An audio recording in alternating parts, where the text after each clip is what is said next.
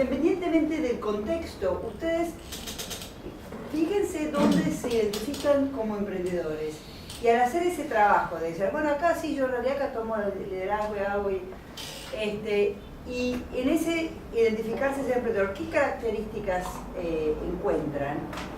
Y al hacer ese trabajo, dicen, bueno, ¿y estas características que yo aplico en este contexto, me servirían en otro contexto? Una de las cosas que hablábamos con Maru y es un tema difícil en las corporaciones de hoy, el mercado cambia tan rápido que hay una complejidad de sistemas muy grande y un dinamismo que no está a la par. O sea, para sobrevivir hacen sistemas más complejos, lo cual limita el dinamismo de la reacción del mercado. Entonces, una de las cosas que le contaba es que hace unos años a mí me llamaron de Coca-Cola para una entrevista. Yo vivo en Estados Unidos. Justo de casualidad estaba en Argentina y me llamaron, en realidad no habría aplicado, me vieron mi profile en LinkedIn y me llamaron. Y yo fui de curiosa.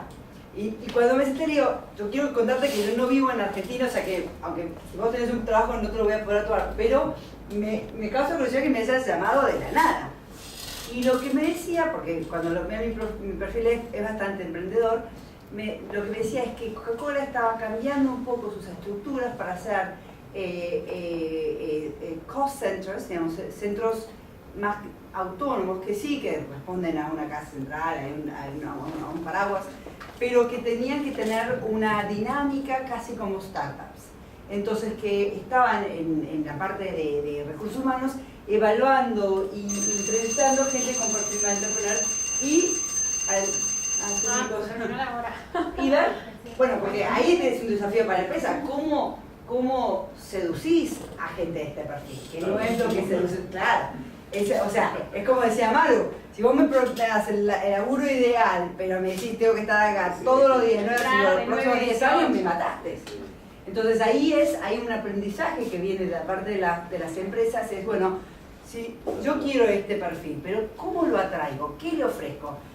Depende de si sos FOT, le ofreces más plata o más flexibilidad, o cambiar el mundo, qué sé yo.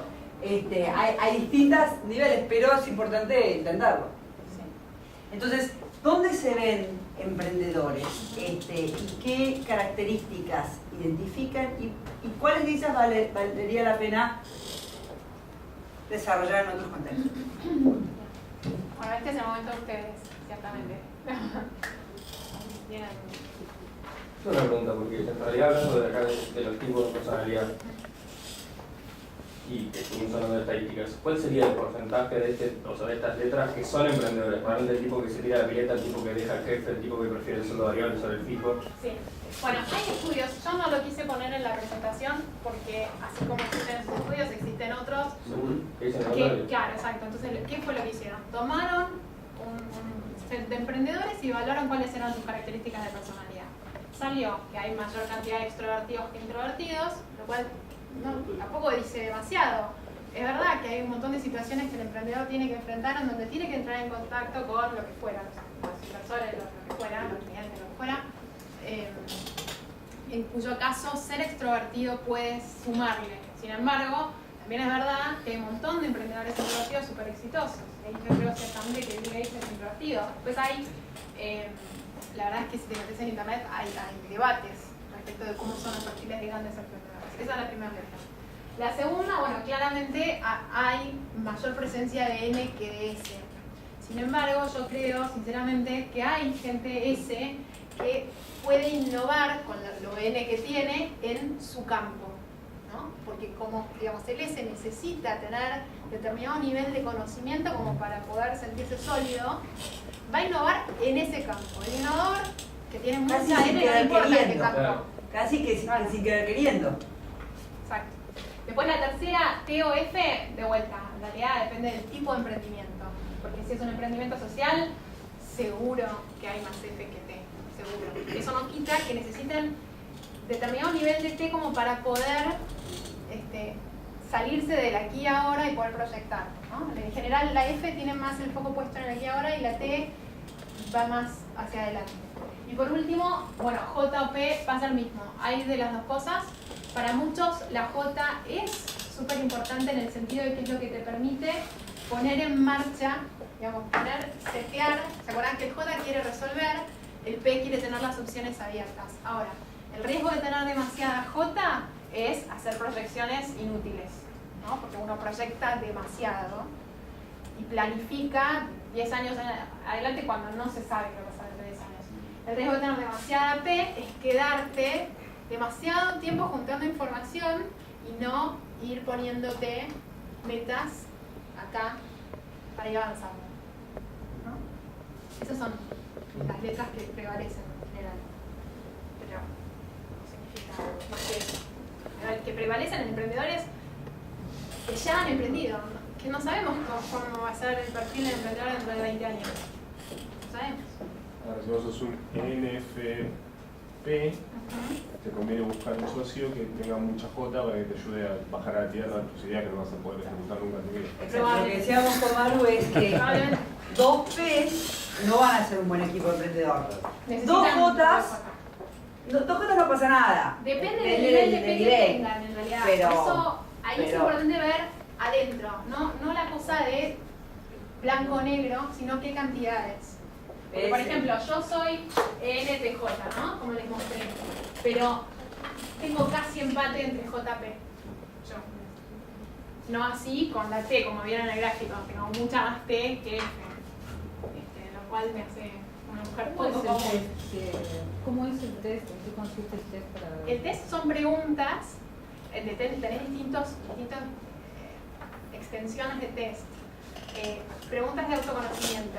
Entonces, si querés, te paso el link, hay un montón de test gratuitos online. Algunos te tiran cantidad, o sea, cuánto te da de cada cosa, y otros no, simplemente una letra o la otra. Yo prefiero los de cantidad. Pero son preguntas del estilo, sí, obvio. Sí, una de las cosas que igual vamos a decir después, pero que después de esta reunión de hoy, si quieren hacer el test, Maru les va a hacer llegar el contacto a Maru. Quizás no estabas en el mail, pero yo le envié a todos por si alguno lo quería hacer antes, como para poder aprovecharlo mejor, algunos por ahí no lo recibieron.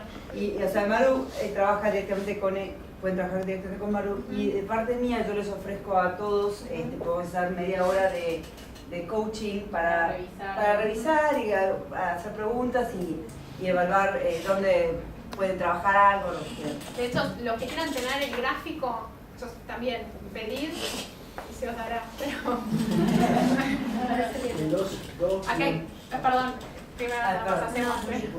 No, una pregunta así del coaching, ¿no? Que siempre, yo soy psicóloga, pero la verdad que tengo una formación más psicoanalítica, si bien uno va buscando las neurociencias y demás, a veces lo que uno se forma, y digo, el coaching también te permite trabajar en alguna letra, digo que sí, ciertamente. Que uno, es eso también la búsqueda, porque a mí me alivió hacerlo, porque yo siempre me sentía como desubicada en el mundo, digamos, con 40 años parecía la nueva generación XD, porque no aguanto más de 2 años en un lugar, porque me aburro, porque estar 8 horas me agarra. ¿Te dio como, N? Me dio EN, uno F y otro T. De los dos, y o sea, los dos. Estás ahí. Ah, hice dos, ok. Claro, hice los dos. Uno me dio NFP y otro me dio ENTP. Yo creo que mi P predomina mucho, digo, en mi vida, porque es todo en la cabeza y después el actuar. Pero digo, hay también la posibilidad del coaching de que trabajes para el cambio de esa letra. Una de las cosas que a mí, por eso de alguna forma terminé haciendo coaching, es porque lo que a mí me apasiona el coaching, y es cuando después de emprender varios proyectos, empecé a enamorarme del emprender. Y del emprender no como un proyecto concreto, sino del ser, de ser emprendedor. Lo que el coaching me permite es algo que trabajar con gente para emprender su vida. ¿Qué significa eso? Uno puede soñar, puede empezar a definir los sueños y dibujarlos, y aparte de ese dibujar empezar un business plan, una estrategia de ese sueño, y con el soporte adecuado y entendiendo cuáles son sus características, empezar a transitar ese sueño y manifestarlo, hacerlo realidad. Y sí, suena un poco volado, pero es así. Por los años de terapia te dicen, hay algo inconsciente que no te deja actuar, ¿no? Claro, y eso es la diferencia en coaching con se llaman terapia. en coaching se llaman sabateurs. y aparecen todo el tiempo cuando estás trabajando ahora. Pero entonces decís, bueno, pará, este es un sabator. Bueno, ¿lo querés o no? Porque los sabators no es nada, es algo que no te deja. No necesariamente es negativo, son cosas nuestras adentro que nos protegen. Y tienen un rol, y quizás tuvieron un rol muy importante de chicos, o de algún momento de nuestra vida que realmente los necesitamos. Y hay que reconocerlos por ese rol que tuvieron. Y ahí es lo que uno decide, es lo que se llama, lo que Fred Kaufman habla de conscious living, del trabajo de estar presente y consciente. Es yo elijo darle pie a ese sabator o ese algo que no nos deja porque todavía lo necesito para protegerme, o lo reconozco y digo, para, flaco, está todo bien, yo puedo, y seguir para adelante. Y la diferencia, digamos, el foco en coaching está puesto en la acción, no tanto en la revisión, que no esté, sino que tiene una mirada hacia el futuro. Ahí sí. Dos preguntas, aprovecho. Una, ¿cómo juega el factor temporal acá? Porque obviamente que cualquier proyecto tiene un aging o diferentes etapas.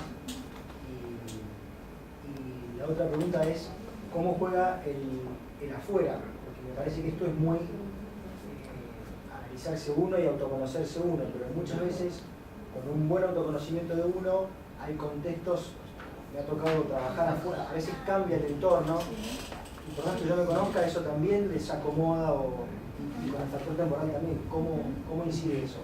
¿El temporal te referís al emprendimiento concreto o el temporal en términos de personalidad? No, al emprendimiento, a ver, una cosa es emprender en el año 2003, otra cosa es emprender en el 2014 y otra cosa es subirme un emprendimiento que ya están dando y yo vengo a aportar o iniciarlo, digamos. El tiempo tiene una incidencia en eso. Bueno, yo creo que estos son ciclos vivos, digamos, como ciclos vivos que son, digamos, no todos responden de la misma manera, como una planta, en ese sentido digo que son ciclos vivos. Entonces, no es que se sabe, no hay ninguna fórmula del éxito. Y tiene todo que ver con una cierta tendencia, y desde ahí, digamos, mi racionalidad hace que a mí me guste analizar cómo viene la curva. Y la curva viene distinto según el rubro en el que estés inscrito, digamos, no es lo mismo trabajar en una industria recontradura que en una industria tecnológica, si querés, o, no sé, de bebidas, si querés, así, cualquier cosa. No es lo mismo, porque el perfil del consumidor es otro, entonces los requerimientos van a ser otros, y no solo eso, sino que además la dinámica del mercado es otra. No, pero a veces digo, te toca lidiar con varias industrias a la vez. Yo soy abogado y me tocan clientes que o tienen consumo masivo o tienen construcción, entonces uno mismo tiene que ser versátil. Claro, bueno, en eso es lo que decís de autoconocimiento. Yo me puedo conocer todo a full, pero después cambio el contexto y me mataron. Sí y no, porque cuando vos te conoces y estás en sintonía de lo que uno quiere, no podés, querés hacer, querés ponerte al hombro, sabés que podés hacer y hacerlo bien, y necesitas hacer, vos vas a evaluar los proyectos y los entornos en base a lo que vos podés. Entonces, como abogado, van a haber casos que vos querés, pero no sabés y necesitas. Bueno, te acoplás a alguien que te lo compense. Y a otros que no querés, no sabés, pero necesitas. Y bueno, o la negociás, o te baja. O sea, creo que ahí pasa de lo que es el conscious business, es si yo estoy presente y consciente en lo que quiero hacer en base a, y eso se hace mucho con el tema del coaching, uno define los valores, qué es lo que me hace hacer lo que hago, sería por lo positivo, o qué es lo que me mata, qué es lo. O sea, ¿por qué me cuesta tanto cuando alguien llega tarde? Y porque me están... Me está matando el J.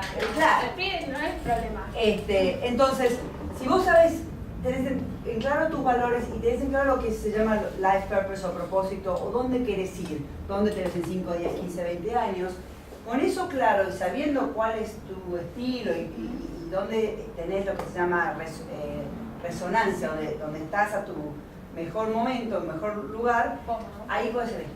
Pero solo ahí puedes elegir. Y es un ir armando, no es que existe. Bueno. Y cambia todo el tiempo. Aprender cosas nuevas. Es el arte de ser camaleón. Aprender cosas tuyas nuevas. Los valores no. No, los valores no. Los valores no cambian. Depende a qué nivel de fundamentalidad uno los tiene. Pero podés sumar valores que no conocías porque descubrís. Pero sí, los valores básicos y no cambian. Lo que te mataba cuando eras chiquitito, te va a seguir matando cuando seas grande. Por allá tenían otra pregunta. Cuando hablaba del estilo en la toma de decisión, El estilo la toma de decisión. yo hace unos poquitos días leí un artículo de Nora Barr en La Nación que hablaba derribando mitos del funcionamiento del cerebro, ¿no? Y en uno de ellos mencionaba que era sorprendente cómo la mayoría de las decisiones se toman De manera emocional. de manera emocional. Sí. Ese es otro, no es que está perfecto, y es así, no hay decisión sin componente emocional, porque de hecho eso es lo que hace que las computadoras no puedan decidir. La computadora lo que hace es seguir un criterio dado por un ser humano, que programó la computadora. Para poder decidir, tenés que tener algún grado de valoración que hace que algo te guste y algo no te guste. Entonces te acercas a lo que te gusta y te alejas de lo que no te gusta. O sea, todas, el 100% de las decisiones tienen un componente emocional fuerte, porque somos seres emocionales. Ahora, en algunas decisiones, solo el componente emocional basta, y entonces, digamos, como que no las racionalizamos, si querés. En otras, por ejemplo, no sé, esto que contaba antes, qué trabajo me voy a meter, digamos, qué proyecto voy a encarar, ahí sí racionalizo, y entonces involucro otras áreas del cerebro que tienen que ver con el neocórtex, con el lóbulo prefrontal, que es como el centro ejecutivo que coordina el resto de las funciones del cerebro. Pero no es que esto se contrapone a eso, digamos. Lo que explica este modelo es que para unos vale más el criterio objetivo o racional, entre comillas, y para otros vale más o pesa más el componente subjetivo. ¿Entiende? O sea, no son cosas distintas.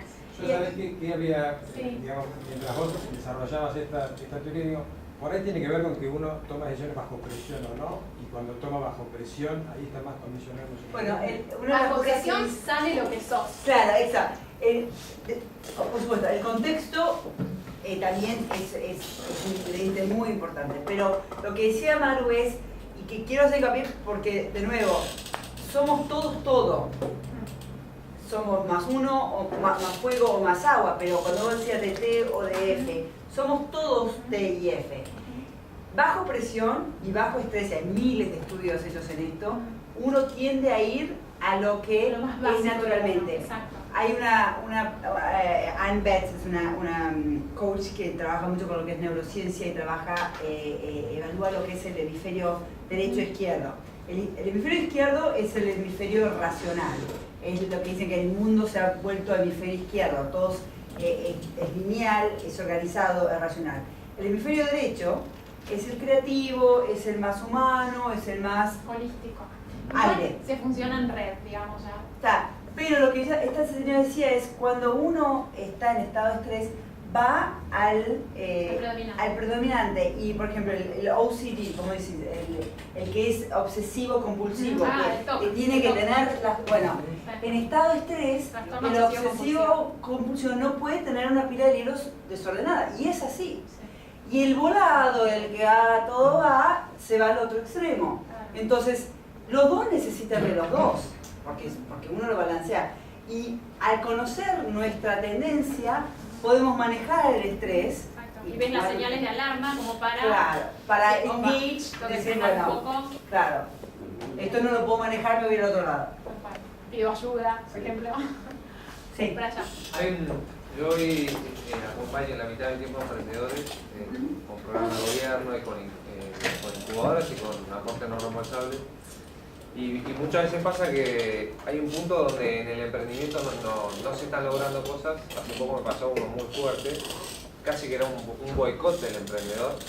Y en un momento, en algún momento tomé herramientas de coaching y que trata mucho de hacer preguntas, no de dar una respuesta que es la más difícil porque la cabeza todo el tiempo te dice vos tenés que hacer esto, o sea, decirle esto. Entonces hacer preguntas que todo el tiempo que podés hacer y eso es todo lo que puedes hacer y hasta ahí llegas, qué sé yo. Y bueno, había un tema personal muy importante y que, o sea, no tuvo escapatoria y lo largó. Habíamos estado un año trabajando y ahí yo entendí también y fue como un respiro para los dos, donde por otro lado, creo que mucho de esto en algún momento, yo también tuve un emprendimiento 7 años con socios, uno que era supermercadista muy duro y yo era más de la parte sensible, el otro era de toma de decisiones. La verdad que nos complementábamos bien. En algún momento se sumó al proyecto y yo pensaba, porque siempre estaba en empresas grandes, y yo pensando que, bueno, íbamos a remar juntos y el tipo, estábamos en un barquito, como estás en un emprendimiento, estaba capitán de barco, o sea que había que remar el doble. Entonces la importancia de conocer, digamos, ojalá hubiera conocido estas herramientas antes, cuando había arrancado, ¿no? Y finalmente mucho de esto, y lo que hablaste recién de las alarmas, creo que está en el libro del Enneagrama, ¿no? No sé porque no lo leí, pero conozco el Enneagrama y hay paralelos. Ah, bueno, en el libro del Enneagrama, que está este test, si no me equivoco, El y... Enneagrama da distinta tipología, o sea, son otras las categorías, pero si se quiere se pueden superponer con esto. Tiene muchas similitudes y te habla, o sea, hay como, creo que son 7 personalidades. Sí, no. Son 9. ¿Son 9? Ok. Y en la que enganchas, puede que tengas un mix, pero te tiran las alarmas que tenés que tener, que tenés que estar atento. Claro. Digamos que ahí probablemente hagas agua y también está buenísimo. Bueno, esas alarmas, esos riesgos. El riesgo para el que tiene mucho fuego es quemarse. El riesgo para el que tiene mucho aire es volarse. O sea, es un volado y nadie la vola, pero es un volado. El riesgo al que tiene mucha agua es ahogarse. O sea, realmente la gente que... Porque la toma de decisión para alguien que pone en la balanza variables blandas se hace más difícil. O sea, no es tan sencillo como para un té que dice, bueno, ¿cuál es el criterio? Y vamos para allá. Mete muchas cosas más. Y el riesgo de la S es ser demasiado agarrado en los datos, ¿querés? E inflexible. Y todo esto tiene un rol, la parte temporal, todo esto tiene un rol muy importante hoy en los mercados, porque la capacidad de reacción de las personas y las empresas es muy limitada si uno no sabe de dónde juega. O sea, si no sabe si son Win o Pilar, es muy difícil ganar el partido. Es muy difícil. ¿Quedan más preguntas? Esto de los colores que mencionaban antes, ¿cómo lo relacionamos para identificar el resultado? Esto, o sea, se vería ahí, pero digamos, acá está la N, acá está la S, esta es la T y esta es la F. Acá te lo ponía. No lo hice explícito. Y sí me parece importante que sepan que estos tests hay un montón online gratuitos. O sea, no es que le tienen que pagar a nadie para que les diga cómo son. No. Pues bueno, por supuesto hay opciones pagas con distintos niveles de informes. Extrovertido e introvertido. Uno me decía que había ambivalencia porque me daba muy parejo. Me daba los dos, me daba ESPJ y ESPJ. Ah, o sea que la diferencia estaba acá. Sí. Y después hice el abreviado y daba E, después el otro que está en inglés y era I. Claro. O sea bueno, es muy parejo en eso. Por eso digo que yo creo que es más importante las cantidades que la letra. No es blanco y negro. Hay dos puntos de diferencia. Y de hecho yo creo que parte del hecho de que el MBTI no esté más extendido de lo que está, tiene que ver con ese error de haber creído que, por ejemplo, hay gente que habla, digamos, no compra la cuestión del MBTI porque dice, y no, pero te dan solo 16 tipos. Y en la población hay mucho más que 16 tipos de personas. Y digo, sí, 16 tipos si ves blanco o negro. Pero cuando entras a ver las cantidades tenés infinitos. Y las combinaciones de esas cantidades, pues eso es algo que no les dije. Si alguien tiene mucho rojo, ¿no? Es muy T, busca el poder, dijimos. No es lo mismo alguien que busca el poder a través de la innovación, ¿no? Que alguien que busca el poder a través de la estructura. ¿Ven la diferencia? Es completamente distinto, es otro tipo de perfil. Yo sobresimplifiqué hablando de la combinación de cada T con uno y el N, extremo. Alguien que tenga este como primero y este como segundo y este tercero, cuarto, por ejemplo, no tiene nada que ver con alguien que tenga este de primero, este de segundo, este de cuarto. Y la brecha entre ambos extremos, Sí. ¿cuántos puntos es, digamos, es significativo o no? No hay. Ahí salió la S. Sí. Está muy bien. Sí, hay de todo. Hay gente que tiene 2 muy arriba y los otros 2 muy abajo, por decirlo de alguna manera. Hay algunos que tienen mejor distribuida la cuestión y entonces tienen 3 altos, pero no tan altos como los que tienen solo 2 altos. Y hay gente, por el contrario, pero son los menos 5% de la población y menos, que tienen un solo color muy por encima y los otros 3 por abajo. Son perfiles focalizados. Los que tienen 3 por encima de la media son perfiles versátiles. Y esto hace que tengan una capacidad camaleónica mayor que aquellos que tienen fortaleza en 2 y de los otros 2 no me pidas que cabecee. ¿Ah? ¿Se pueden cambiar? En cierta O medida. sea, ¿uno puede cambiar? ¿Es la pregunta? Ciertamente, una vez sí, que lo porque si no, no conocés, tendríamos podés trabajo. trabajar. Se puede, en cierta medida. Por eso digo, alguien que sea el extremo S nunca va a ser el extremo N. No hay manera. Bueno, Pero algo que dentro no sé, del la vida de un contexto. vuelco así tremendo que tipo. Bueno, pero ahí son las decisiones de lo que habló de conciencia. Es si vos valorás hacer el esfuerzo de cambiar por un contexto específico, lo vas a hacer. Quizás solamente en ese contexto. Por eso decíamos que somos todo, pero mostramos distintas partes nuestras en distintos contextos. Y hay etapas, también hay etapas. Es lógico que en una etapa de juventud, por decir algo, el fuego esté más presente. Por eso preguntaba del factor tiempo. Claro. Sí, sí, sí. Exacto. Y hay mercados en expansión, por eso es lo que decía, hay que ver en el mercado puntual del que estás hablando. Hay mercados en expansión donde la cuestión del crecimiento, de la conquista, o el rojo, digamos, también, es más fuerte. Y hay mercados que son más, que abren posibilidades y mercados que no, que requieran de como una ISO 9000, ¿no? Acceso. Bueno, ¿algo más? ¿De los test que pasaron, hay alguno que diga las cantidades? El del medio. Ah, no. El del medio. Y después si encuentro algunos otros, les paso. Esto es así. No le pidan peras al horno. Si para armar un equipo, no traigan un N para su contador. No. No va a funcionar. Ojo, por ahí tiene suficiente S como para hacer un contador Claro, innovador, en y extremo. entonces ahí puede llegar a estar buena la combinación. Eso lo que dicho en las culturas de las organizaciones, pero objetos a la cultura, ¿no? Como decía, una empresa petrolera es un curso de ingenieros, y una empresa de creatividad dentro de televisión es una cultura. Entonces a mí Claro, y hay que balancear, dentro de esa cultura hay que balancear. Hay que igual ser los mismos, tiene que cerrar. Mándenos mails. Los que quieran el gráfico, ya saben, me escriben. Y les vamos a mandar un mail a todos con el link para la presentación, para que la tengan. Y acá. En estas hojitas, sí, la universidad quería saber si pueden anotar atrás qué fue lo que motivó que se anotaran a venir a esta charla, ¿no? Digo, que no sean las preguntas, de qué es lo que vinieron a buscar.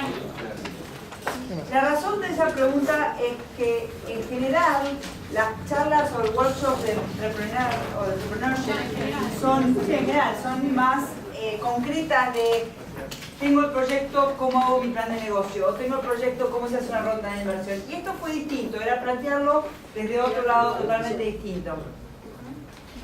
Y un comentario más, veo muchas caras que nunca había visto antes. Así que cualquier sugerencia de temática, no sé, cualquier tema que les parece que sería de valor para proponer, para ofrecer en esos espacios, nosotros después consideramos si los podemos ofrecer y buscamos a quién puede venir a exponer, pero bueno, siempre son bienvenidas las ideas. Eso, no se olviden de caminar juntos hasta Corrientes para hacer más de estos espacios. Sí. No, nunca sabe. Corrientes. No llegaron para allá. Allá en el fondo hay más.